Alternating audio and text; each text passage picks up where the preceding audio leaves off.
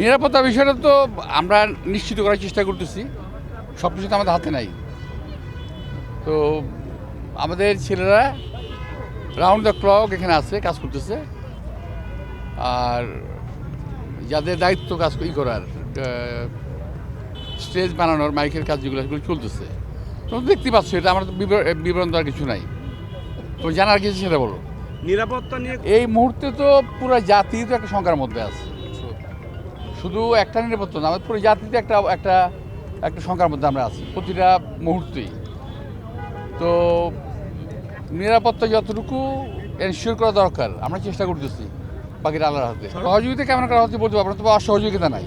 আশাটা একটা রাজনীতি ইম্প্যাক্ট হবে না, অফকোর্স রাজনীতিতে একটা ইম্প্যাক্ট তো আছেই। এটার দেশব্যাপী এটা নিয়ে একটা আলোচনার বিষয়বস্তু এখন তারেক রহমান সাহেবের আগমন, এটা তো ইম্প্যাক্ট তো অফকোর্স আছে এটার।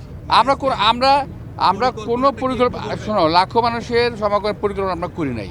যদি লাখো মানুষ সমাবেত হয়ে যায় সেটা তো আমাদের কিছু করার নেই, তাই না? এখন অ্যাক্টিং চেয়ারম্যান আসবে, দেশে মানুষের একটা জাগরণ তো আছে, সেই জাগরণের প্রতিফলন এখানে ঘটবে এটা আমরা আশা করি।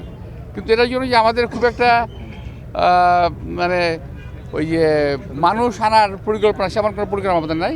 তবে আমরা আশা করছি যে এখানে মানুষের সমাগম ঘটবে।